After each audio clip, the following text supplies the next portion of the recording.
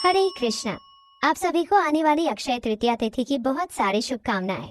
प्रत्येक वर्ष वैशाख मास के शुक्ल पक्ष की तृतीया तिथि को अक्षय तृतीया के नाम से जाना जाता है।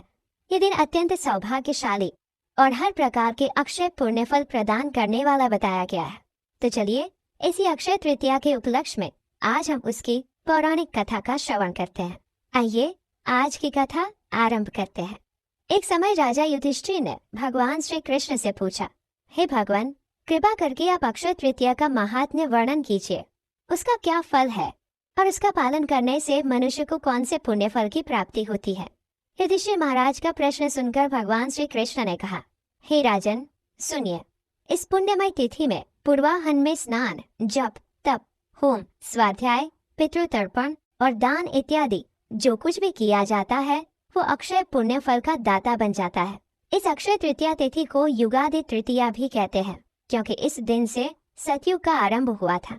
हे युधिष्ठिर महाराज, पूर्व काल में एक अत्यंत निर्धन, प्रियवादी, सत्यव्रत और देव तथा ब्राह्मणों का पूजन करने वाला और श्रद्धालु एक वैश्य रहता था। वो बहुकुटुंबी होने के कारण सदैव व्याकुल चित्त रहा करता।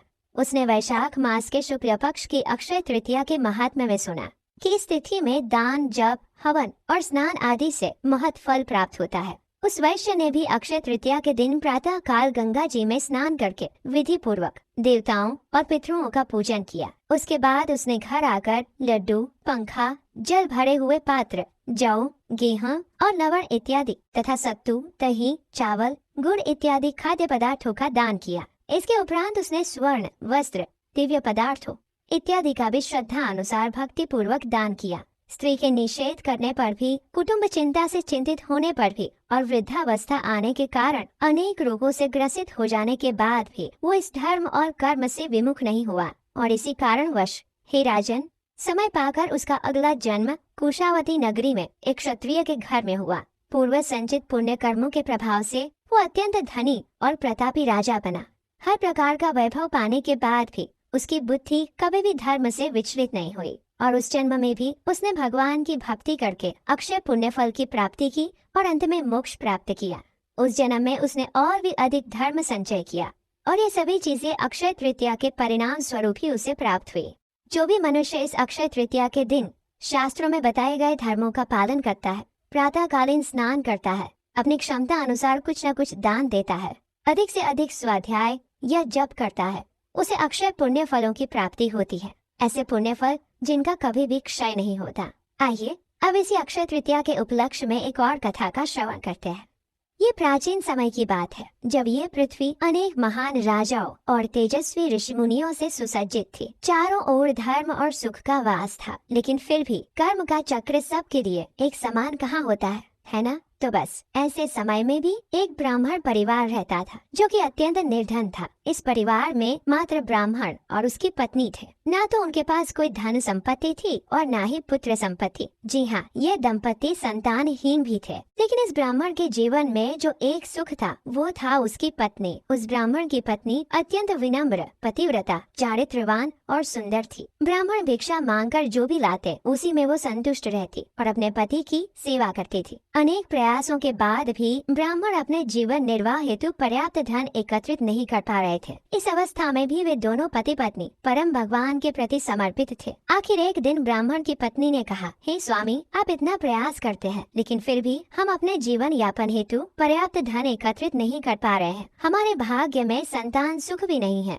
निश्चित ही हमसे कोई अपराध हुआ है जिसका फल हम इस जन्म में भुगत रहे हैं। हे स्वामी, मैंने सुना है कि इस समय महान ऋषि वशिष्ठ हमारे नगर में पधारे हैं। कृपया आप उनके पास जाइए और हमारे इस अवस्था का कारण और समाधान पूछिए। वे अवश्य ही हमारी सहायता करेंगे। अपनी पत्नी की बात सुनकर ब्राह्मण को भी ये सुझाव अच्छा लगा। वे उसी समय महान ऋषि वशिष्ठ के पास गए। वहाँ जाकर उन्होंने प्रणाम किया और हाथ जोड़कर ऋषि से प्रार्थना करते हुए कहने लगे, हे ऋषिवर, आप तो त्रिकालज्ञ हैं। आप प्रत्येक जीव के भूत, भविष्य और वर्तमान से परिचित हैं। हे प्रभु, कृपया आप मेरी इस अवस्था का कारण बताइए। किस वजह से मैंने इस निर्धन और संतानहीन अवस्था को प्राप्त किया है और किस उपाय द्वारा हम इससे मुक्त हो सकते हैं। कृपया हमारा मार्गदर्शन करें ऋषिवर। ब्राह्मण की बात सुनकर ऋषि वशिष्ठ ने कहा, हे पुत्र, पिछले जन्म में तुम अत्यंत धनी थे और तुम्हारे अनेक पुत्र भी थे, लेकिन उस समय तुम अत्यंत कृपण थे, यहाँ तक कि तुमने अपने संतानों के लिए भी धन खर्च नहीं किया था। अपने धन और संपत्ति के प्रति आसक्ति और अपने संतान के प्रति लापरवाही के कारण तुम्हें इस जन्म में निर्धनता और संतानहीन होने का श्राप मिला है। उस समय किसी कारणवश तुमने वैशाख मास के अंतिम 5 दिन में व्रत का पालन किया था, इसलिए इस जन्म में तुम्हें ब्राह्मण का शरीर और अच्छी पत्नी प्राप्त हुए हैं। अगर तुम इस जन्म में वैशाख मास के कम से कम 7 और दिनों का भगवान श्री कृष्ण की भक्ति द्वारा पालन करोगे तो इस अभिशाप से अवश्य मुक्त हो जाओगे। और वैशाख मास के शुक्ल पक्ष में आने वाले अक्षय तृतीया के दिन परम भगवान श्री कृष्ण की पूजा अर्चना करो। ब्राह्मण ने वशिष्ठ मुनि की बात का अक्षरशः पालन किया और उसके फल स्वरूप वह ब्राह्मण अपनी निर्धन और संतानहीन अवस्था से मुक्त हुआ। इस कथा का महात्म्य सुनाते हुए कहा गया है कि जब हम इस प्रकार की पौराणिक कथाओं का श्रवण और पठन करते हैं तो हम अपने आप ही परम भगवान, गुरु और वैष्णवों की सेवा में संलग्न होते हैं। इसलिए अक्षय तृतीया के दिन इस कथा का श्रवण अवश्य करना चाहिए।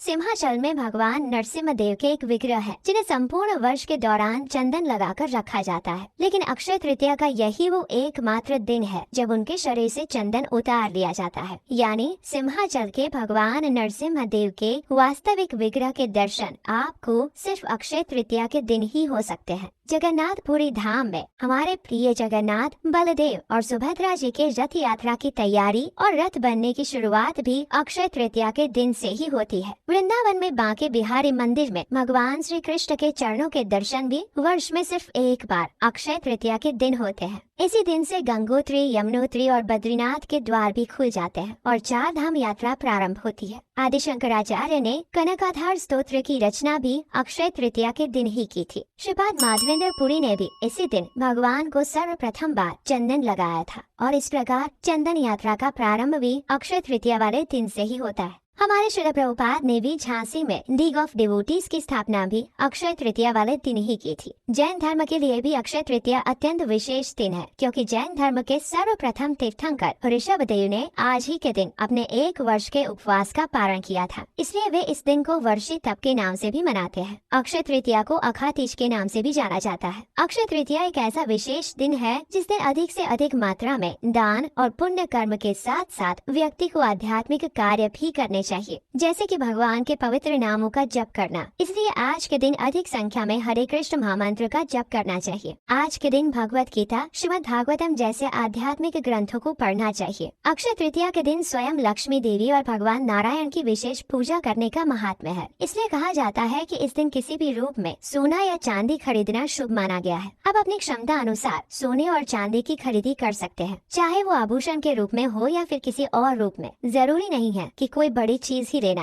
आप कम से कम कीमत वाली चीज भी ले सकते हैं। इससे सौभाग्य की वृद्धि होती है। इसके उपरांत इस दिन आप घर, जमीन, दुकान, प्लॉट, नया वाहन, पुस्तकें, वस्त्र इत्यादि भी खरीद सकते हैं। अगर आप कोई नया व्यवसाय शुरू करना चाहते हैं तो अक्षय तृतीया का दिन सबसे शुभ है। कोई भी मांगलिक कार्य जैसे विवाह, गृह प्रवेश इत्यादि भी इस दिन किया जा सकता है। अब देखिए, सबसे बड़ा दान होता है ज्ञान का दान। इसलिए अगर आप ज्ञान का दान देना चाहते हैं तो अक्षय तृतीया के दिन भगवत गीता, श्रीमद् भागवतम और चैतन्य चरितामृत जैसे ग्रंथों को भी खरीद सकते हैं। इन ग्रंथों को आप खरीद कर अपने मित्रों, संबंधियों या फिर जिज्ञासु लोगों को वितरित कर सकते हैं। और सबसे महत्वपूर्ण, अक्षय तृतीया के दिन से ही इस्कॉन के प्रत्येक मंदिरों में चंदन यात्रा का प्रारंभ होता है। चंदन यात्रा यानी इस गर्मी की ऋतु में 21 दिन तक भगवान के विग्रह शरीर पर चंदन का लेप लगाया जाता है और इसके दर्शन अत्यंत दुर्लभ और विशेष होते हैं। अगर आपके घर के आसपास कोई इस्कॉन मंदिर या केंद्र है या फिर कोई ऐसा मंदिर है जहाँ पर चंदन यात्रा का पालन होता है तो अक्षय तृतीया वाले दिन अवश्य ही वहाँ जाइए और भगवान के विशेष श्रृंगार दर्शन करिए। इस दिन कोई उपवास नहीं रखना होता है, इसलिए आप भगवान के लिए स्वादिष्ट भोग बनाकर उसमें तुलसी पत्र रखकर उन्हें अर्पित करिए और स्वयं भी उसी प्रसाद को स्वीकार करिए। बस याद रहे, भगवान को भोग लगने वाली चीजों में लहसुन, प्याज, चाय, कॉफी, चॉकलेट इत्यादि चीजों का प्रयोग नहीं किया जाता। इसलिए हर प्रकार का सात्विक भोग बनाइए और भगवान को अर्पित कीजिए। अक्षय तृतीया वाले दिन दान देने का विशेष महत्व है, इसलिए आप अपनी क्षमता अनुसार किसी सुपात्र व्यक्ति को, वैष्णव को या फिर नजदीक के मंदिर में जाकर दान दे सकते हैं, लेकिन कुछ न कुछ दान अवश्य देना चाहिए। हम आशा करते हैं कि आपको आज की अक्षय तृतीया की ये कथा अच्छी लगी हो।